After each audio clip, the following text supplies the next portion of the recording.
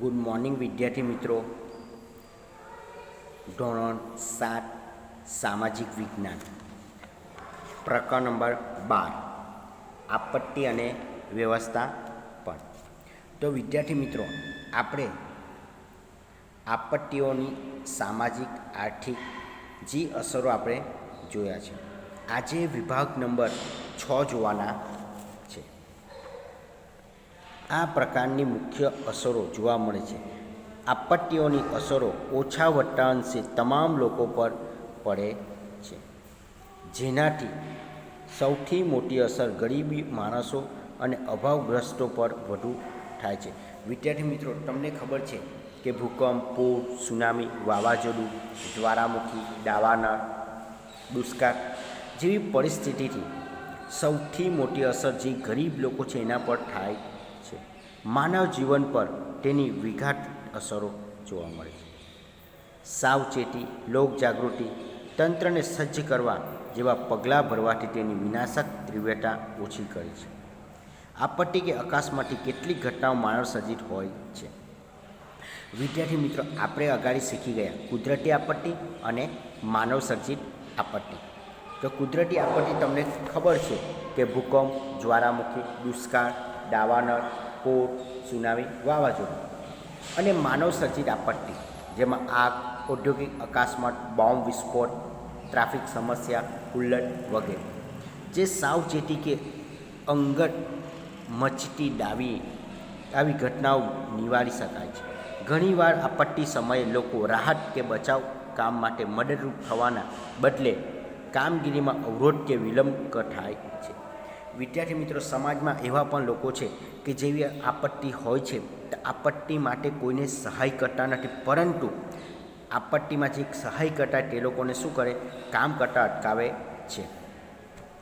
એવી વાહનો ઊભા રાખીને મોબાઈલ ફોનથી વિડીયો ઉતારવા માંડે છે. તમે જોયું છે વિદ્યાર્થી મિત્રો, કોઈ પણ જગ્યાએ અકસ્માત થાય, એક્સિડન્ટ થાય તો સૌથી પહેલાં એ લોકો શું કરે, વિડીયો ઉતારે છે અને ફેસબુક, ઇન્સ્ટાગ્રામ કે વોટ્સઅપ પર એને શેર કરે છે.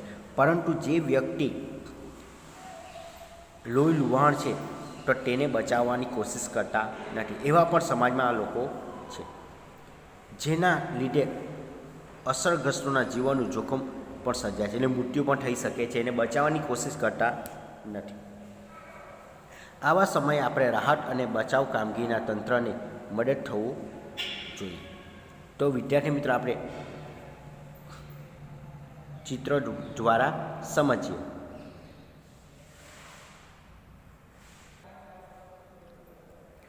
તો વિદ્યાર્થી મિત્રો, તમે આ જોઈ શકો છો કે માનવ સર્જિત આપત્તિ કે ઝેરી રસાયણો, મશીનરીઓ, આરોગ્ય ઉપયોગ કે જાણકારી માનવીયની ભૂલ છે, અપૂરતી સુરક્ષા વ્યવસ્થા, રાસાયણિક પ્રવાહી ઢોળાવ કે જેને કારણે ઔદ્યોગિક અકસ્માત થાય છે.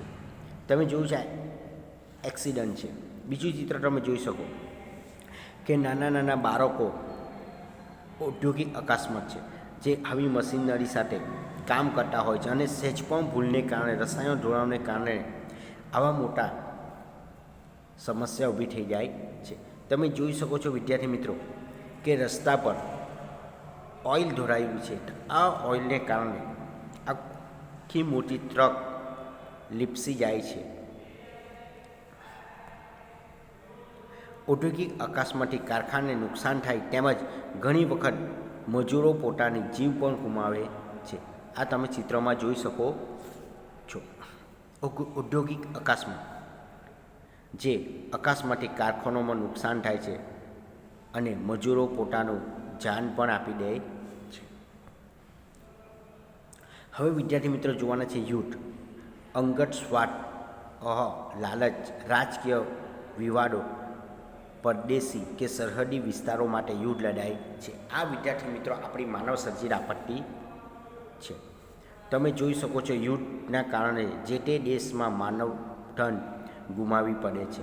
સાથે સાથે તેને ઘણી વખત આર્થિક કટોકટી માટે પણ પસાર થવું પડે છે, જેને કારણે દેશના વિકાસ ધીમો પડે છે, એટલે કે દેશનો વિકાસ થઈ શકતો નથી. આ તમે જોઈ શકો છો હુલ્લડ, મારામારી ક્યારે થાય છે કે સરપંચની ચૂંટણી હોય ત્યારે, લોકસભામાં કોઈ બેઠક હોય ત્યારે, લગ્ન પ્રસંગમાં પણ આવી સમસ્યા જોવા મળે છે. વેરભાવ કે અન્ય કારણોસર માનવ વસવાટને સ્થળોએ લોકો વચ્ચે થતી મારામારી અને મિલકતોને નુકસાનને ઘટનાઓ એટલે કે શું કહેવાય, હુલ્લડ કહેવામાં આવે છે. હવે તમે અહીં બીજું ચિત્ર જોઈ શકો છો વિદ્યાર્થી મિત્રો, મુસ્લિમોનું છે કે ભેદભાવમાં માનવતા તેમજ પોતાની ખોટી માંગણી પૂરી કરવા લોકો હિંસક માર્ગ અપનાવે છે, એટલે કે શું કરે, મારામારી માર્ગ અપનાવે છે, જેમાં મિલકતને નુકસાન પહોંચાડે છે, જેનાથી નિર્દોષ લોકો અને તંત્રને પણ ઘણું નુકસાન થાય છે. ચિત્રોમાં તમે જોઈ સમજ પડી હશે. બોમ્બ વિસ્ફોટ, તાનાજી કરવા, વિનાશ માટે, ભય ઉત્પન્ન કરવા, આતંક ફેલાવવા માટે, યુદ્ધ કરવા ત્યારે બોમ્બ વિસ્ફોટ કરવામાં આવે છે, જેને કારણે જાનમાલને નુકસાન થાય છે તેમજ ઘણી વખત નિર્દોષ લોકો પણ મૃત્યુ પામે છે. વિદ્યાર્થી મિત્રો, તમને ખબર છે કે તાજ હોટલમાં આતંકવાદી ઘૂસી ગયા હતા, પછી અમદાવાદ સ્વામિનારાયણ મંદિરમાં પણ, એટલે કે પોતાની માંગ પૂરી કરવા માટે આતંક ફેલાવે છે. તમે આ ચિત્ર જોઈ શકો છો કે આવા વિસ્તારમાં પણ બોમ્બ વિસ્ફોટ થઈ શકે છે અથવા ગાડીને પણ સળગાવી શકે છે પોતાની માંગ પૂરી કરવા માટે. આ બોમ્બ વિસ્ફોટ છે. હવે વિદ્યાર્થી મિત્રો, આપત્તિની માનવ જીવન પર શું અસર થાય છે આપણે? તો આપત્તિ માનવ જીવન પર પ્રત્યક્ષ અને પરોક્ષ રીતે અસર થાય છે, જે મોટા ભાગે વિનાશકારી હોય છે. કેટલીક અસરો સર્જનાત્મક પણ હોય છે. આપત્તિની મુખ્યત્વે 4 પ્રકારની અસરો જોવા મળે છે. હવે માનવ જીવન પર થતી અસરો આપણે જોયું છે. ઉદાહરણ તરીકે જોઈએ કે આપણી જે આ મિલકતો છે એ મિલકતને તોડી નાખવામાં આવે છે, જેનાથી નાની મોટી શારીરિક ઈજાઓ થાય અને મૃત્યુ સુધી પણ શારીરિક અસરો થાય છે. કેટલાક લોકો આવી આપત્તિમાં સપડાઈ જાય છે અને મૃત્યુનું સ્થાન ગુમાવે છે. હવે ધ્યાન આપો વિદ્યાર્થી મિત્રો. ડર લાગવો, સૂનમૂન થઈ જવું, ડઘાઈ જવું, હતાશ થઈ જવું, ઊંડો માનસિક આઘાત લાગવો જેવી માનસિક અસરો જોવા મળે છે. તો વિદ્યાર્થી મિત્રો, સમજી લો કે આપણી સામે કોઈનું ખૂન કરી દેવું તો આવું આપણે શું લાગે, ડર લાગે છે, એટલે બીક લાગે છે. હવે જો સૂનમૂન થઈ જવું, માનસિક આઘાત લાગવો, આ બધા એના શું છે, ચિત્રો છે, માનસિક અસરો. આ એનું બીજું છે વિદ્યાર્થી મિત્રો, ડર લાગવો, સૂનમૂન થઈ જવું, ડઘાઈ જવું જેવી માનસિક અસરો છે. આર્થિક અસરો જેવી કે આપણી મિલકત, વ્યક્તિગત મિલકત, જાહેર મિલકતો, ધંધા રોજગારને નુકસાન થવું વગેરે આર્થિક અસરો. આપણી શાળા પર કોઈ બોમ્બ વિસ્ફોટ કરે, અત્યારે આપણી આર્થિક અસરો છે કે કોરોના-19 ચાલે છે વિશ્વમાં, તો સૌથી વધારે ઘરની બહાર પણ નીકળી જતા નીકળવાનું બીક લાગે છે, બહારનો ખોરાક ખાવાની બીક લાગે છે. આ બધી શું છે, આર્થિક આપણી અસરો છે. સામાજિક અસરોમાં જોઈએ તો સ્થળાંતર કરવું પડે, સ્વજનો એટલે કે પોતાના ભાઈબંધથી દૂર રહેવું પડે, સ્વજનો ગુમાવવા પડે. આ બધી સામાજિક અસરો છે. એક ગામમાંથી બીજા ગામમાં જવું પડે છે. સ્થળાંતર, સ્વજનોથી અલગ પડવું, સ્વજનો ગુમાવવા પડે. આ બધી આપણી અસરો છે.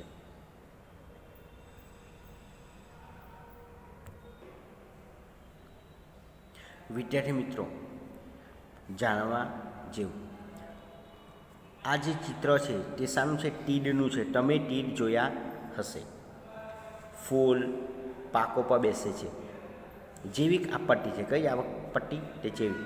કે આ તીડ એ કીટક વર્ગમાં આવે છે. કીટક એટલે શું? જંતુનાશકમાં આવે છે.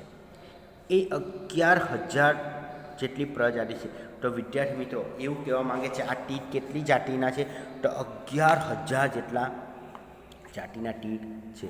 વળી તે જૂથમાં રહેવાનું પસંદ કરે છે. આ તીડ શામાં રહે? હંમેશા જૂથમાં એટલે કે સમૂહમાં રહેવાનું પસંદ કરે છે. 2019-20માં આપણા ગુજરાતમાં જે રણ વિસ્તાર છે, કચ્છનું મોટું રણ અને કચ્છનું નાનું રણ, એવા વિસ્તારમાં આવેલી કચ્છ, બનાસકાંઠા અને પાટણ 3 જિલ્લામાં, કચ્છ, બનાસકાંઠા અને પાટણ, આ 3 જિલ્લામાં તે ઉપદ્રવ જોવા મળેલો હતો. ક્યારે જોવા મળેલો? તો 2019-20માં જોવા મળેલો હતો. આ ગુજરાતમાં જોવા મળેલા તીડ રણતીડ તરીકે ઓળખાતું. કયું તીડ? રણતીડ. એને ખૌદરા તીડ કહેવામાં આવતા હતા. એના કયા નામ ઓળખાતા? તો ખૌદરા તીડ તરીકે એને ઓળખવામાં આવતા હતા. આ પ્રજાતિના તીડ કરોડોની સંખ્યામાં આવે છે. કેવી સંખ્યામાં? કરોડોની સંખ્યામાં. જૂથ રૂપે તાટક છે.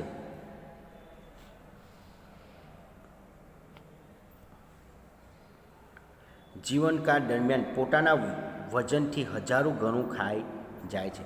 એવું કહેવામાં આવે છે વિદ્યાર્થી મિત્રો કે આ તીડનું જે વજન છે એના વજન કરતાં પણ વધારે ખોરાક લે છે. પોતાના સ્થળાંતર માર્ગમાં એ જ્યાં ઉતરે છે ત્યાં ખેતીના જેટલા બી પાક છે, જે લીલી વનસ્પતિ, જે લીલા પાંદડા છે, જે આહાર બનાવી નાખે છે અને ખેતીના પાકને સપાચટ કરી દે છે. શું કહે છે વિદ્યાર્થી મિત્રો? કે આ તીડ એવું છે કે જે પણ જગ્યાએ ઉતરે છે સમૂહમાં, તો ખેતીના જે લીલા પાક છે, લીલા પાંદડા છે, એ આહાર બનાવી દે છે અને ખેતીના પાક માટે આ સપાચટ કરી દે છે, એટલે કે જમીન ચોખ્ખી કરી દે છે. આ ક્ષેત્રોમાં તીડોનો ઉપદ્રવ થાય ત્યાં ખેતીના પાકો અભાવ છે, અનાજની દુષ્કાળ જેવી પરિસ્થિતિ ઊભી કરે છે. અનાજના આધુનિક વાહન વ્યવહારની સુવિધાના સમયમાં અન્ય પ્રદેશમાંથી અનાજ લાવી તંગી દૂર કરી શકાય છે.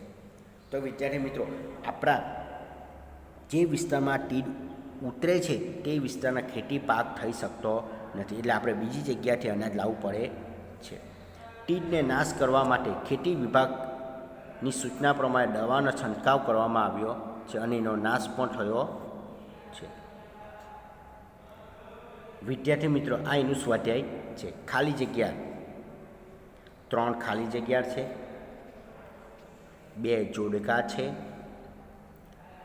2 વાક્યોના પ્રશ્નો 3 છે અને માગ્ય મુજબ 2 પ્રશ્નો છે.